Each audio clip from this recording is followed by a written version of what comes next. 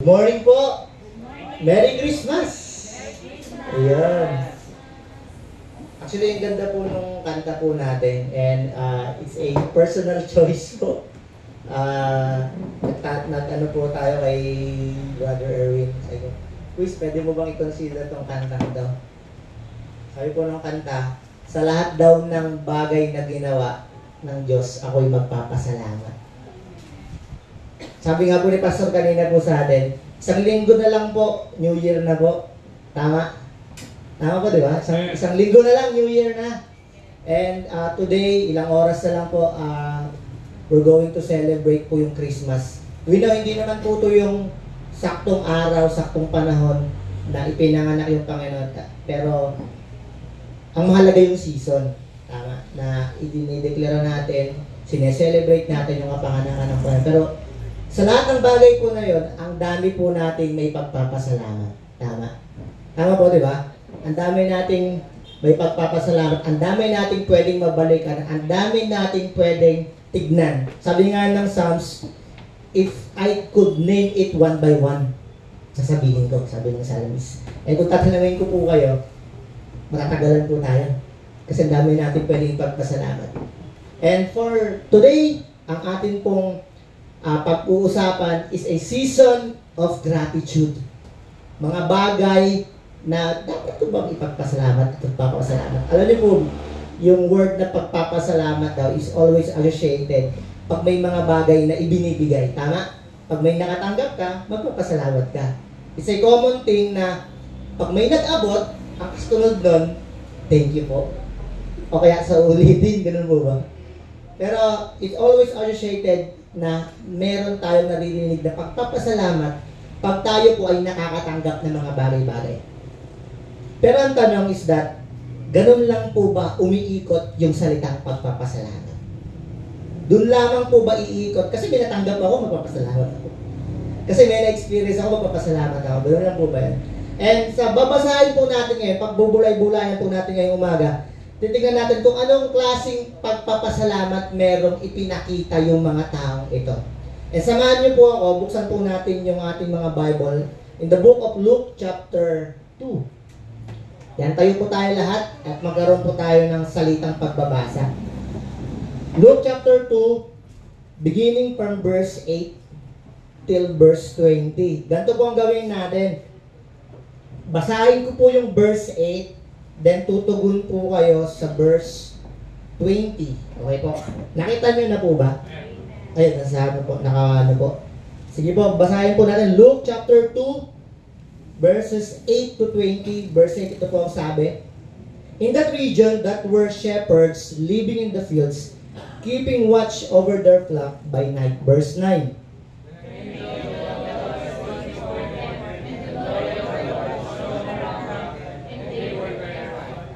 But the angel said to them, do not be afraid, for I see I am bringing you good news of great joy for all the people. 11 po.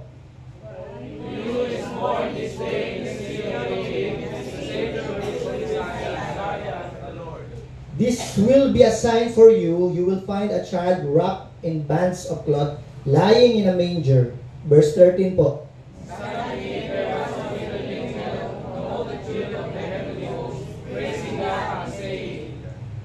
Glory to God in the highest heaven, and on earth peace among those whose He favors. 15 po.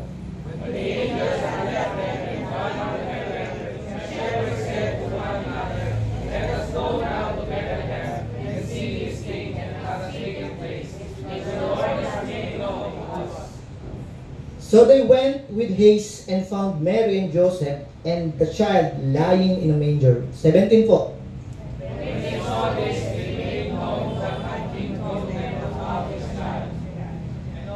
And all who heard it were amazed at what the shepherds told them. 19 po.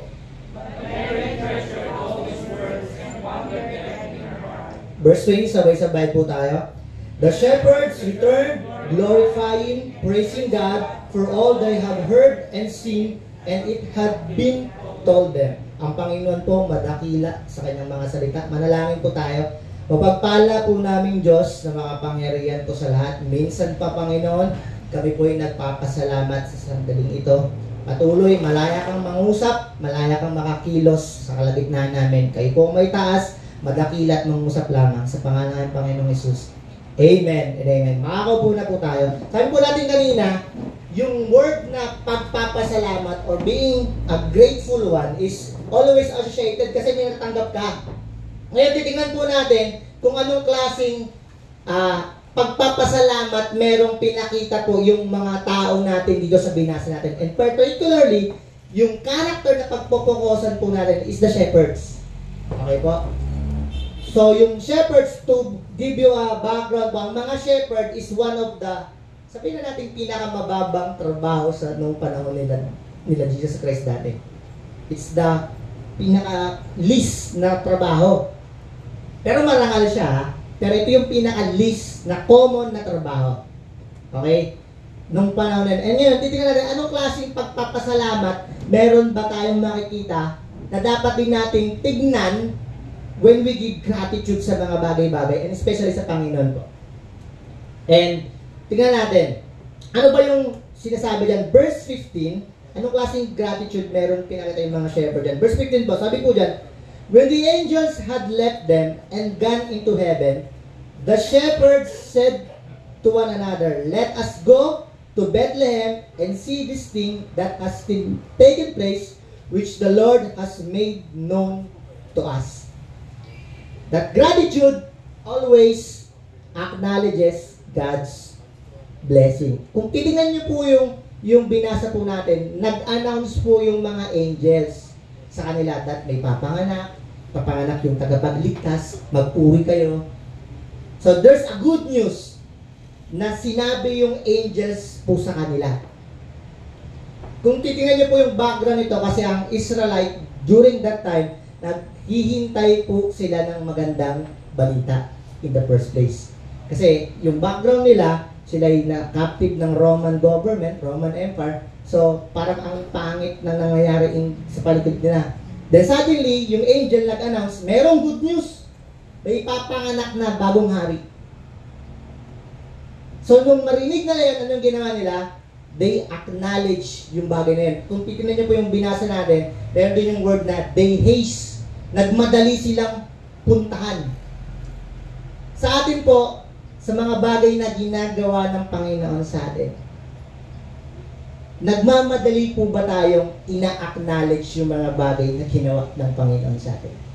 Just like the shepherds, nung marinig nila yung magandang balita na yun, nagmadali silang puntahan kagad. At ina-acknowledge nila, uy, totoo nga. Sa atin po, if we're going to reflect yung mga bagay na ginawa ng Panginoon, binabalikan po ba natin? Kahapon po, pag may mga time talaga na may mga antabon, muni-muni time. Nag-iisip ko sa ano bang kakaiba ngayon? Sabi po, ano may mga kakaiba? Una ko maisip, and I know, some of us, ang naiisip ko kaagad, yung mga wala tayo. Tama? Wala akong ganito.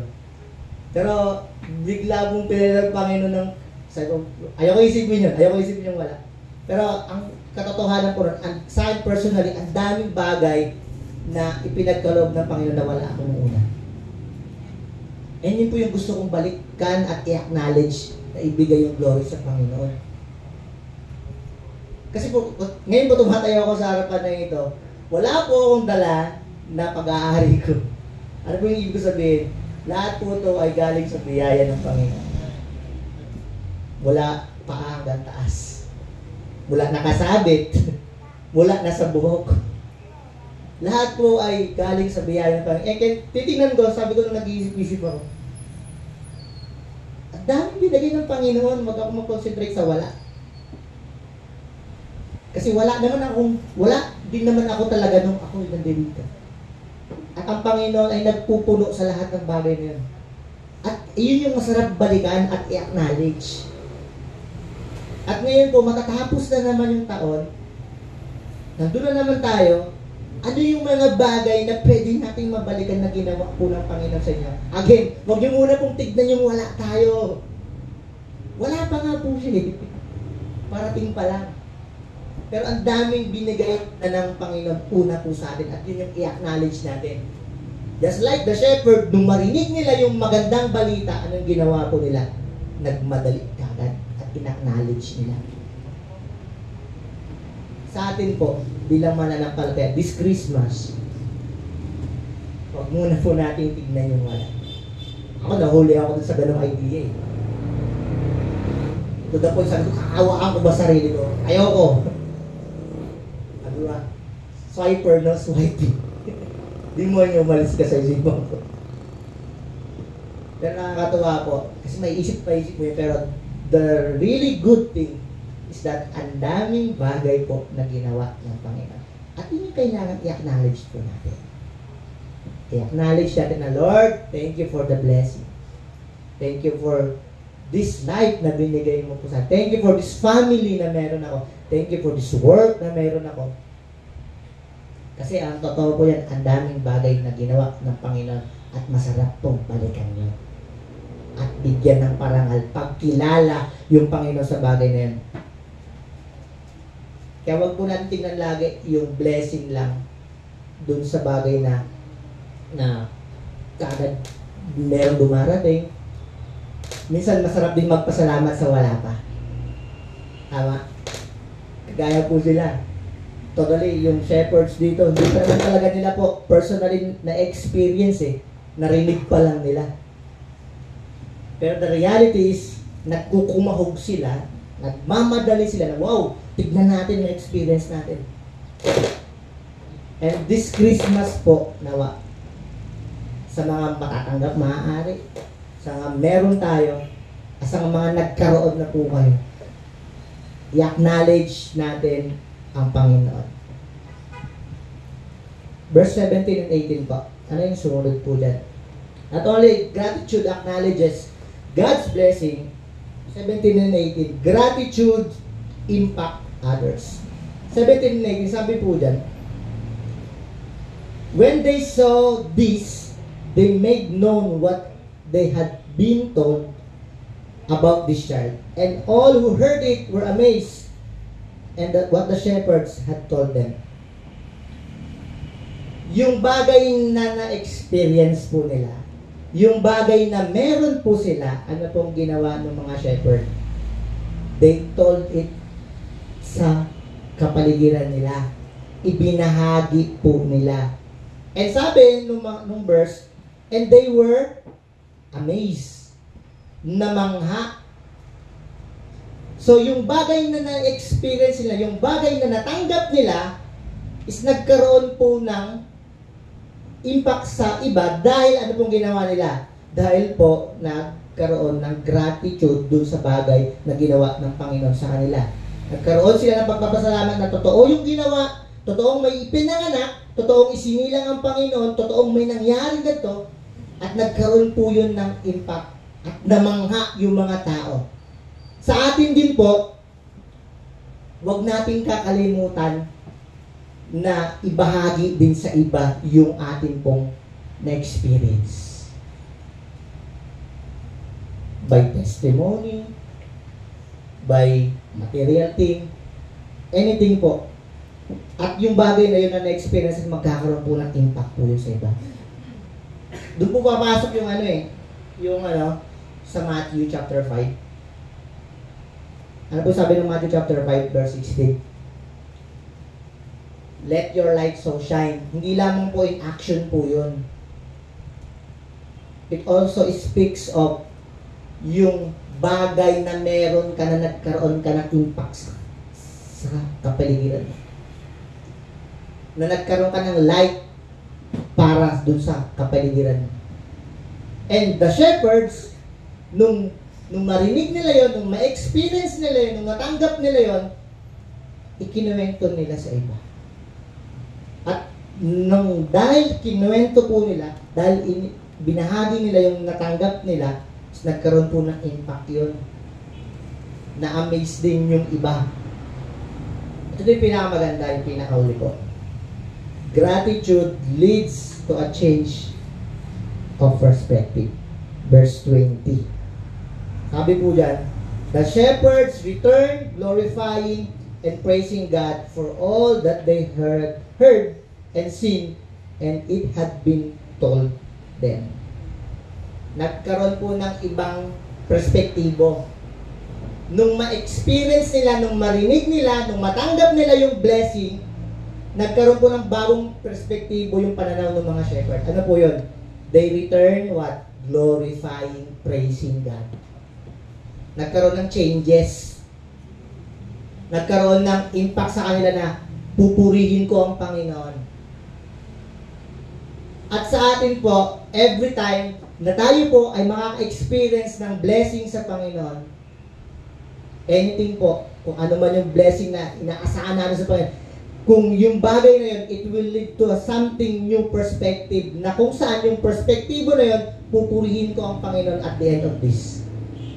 At ganoon po yung ginawa ng mga shepherd. At the end ng mga bagay-bagay na nangyari, narinig nila yung balita, narinig nila yung good news, binahagi nila yung good news, and they return what? Glorifying the Lord. Mamaya may mga mag-exchange gifts siguro sa family. Ito yung pinakamagandang huwag po natin kakalimutan. At the end of the day, glorifying the Lord. Praising Him. The Lord, maraming salamat po. At naging patotoo po yun, naging testimony yun. At yun yung magandang pagpapasalamat. Pagpapasalamat na ina-acknowledge natin yung mga bagay na ginawa ng Panginoon. Pagpapasalamat na nagkakaroon ka ng influence sa kapaligiran mo. At pagpapasalamat na nagkakaroon ka ng perspektibo natin po na magpuri, kilalanin ang Panginoon. Nawa po, this Christmas, ilang oras na lang po. Nawa, wag po na all of the celebration na meron tayo mamaya, wag natin kalimutan yung pinakauli. Purihin, kilalanin po natin ang Panginoon. Yun naman po yung kahalagahan nun eh. At magkaroon po tayo ng pananaw, perspektibo na Panginoon, pupurihin kita. Dahil sa katotohanan, ang dami mong ginawa sa buhay ko. Tumayo po tayong lahat. Panginoon, marami pong salamat, Panginoon.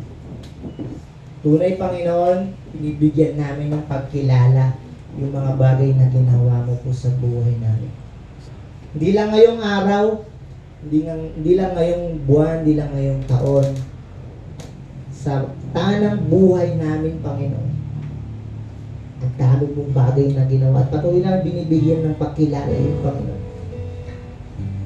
At patuloy namin ibinabalik, Panginoon, sa inyo na kung wala kayo, wala yung mga bagay na yun. At patuloy namin tinitignan na minsan pa, Panginoon, kung hindi dahil sa inyo, wala yan. Maraming salamat po.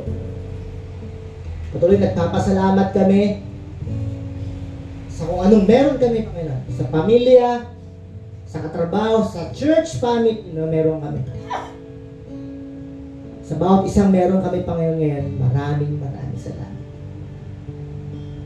Patuloy, Panginoon, kinikilala namin yung bagay na binigay mo, kinilala mo sa amin.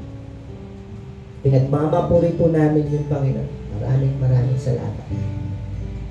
At Panginoon, mamaya, merong pag-celebrate yung mundo sa kapanganakan mo. Nawa, huwag kaming malisya, Panginoon, na magka-agaga kami, magkaroon kami ng maling pananaw kung papaano pa dapat ito ginugunita. Bagos, Panginoon, gaya ng mga pastor, gaya ng mga shepherd, sa lahat ng bagay na narinig nila, sa lahat ng bagay na natanggap nila, sa lahat ng bagay na meron po sila, hindi nila nakalimutang magpuri po sa iyo. Na mga Panginoon, kami din, Panginoon, sa lahat ng pagkakataon, sa lahat ng sandali, sa lahat ng mga bagay na pagkilala, sa lahat ng bagay na meron po kami, huwag po namin makalimutan. Bigyan ka ng papurihan, kataasan, Panginoon. Maraming salamat po. Tunay, Panginoon, na napakabuti mo. Tunay, Panginoon, na napakadakila mo. Kayo po ang patuloy na malugod, may taas. Sandaling ito sa pangalan ng aming Panginoon Jesus. Amen. Amen.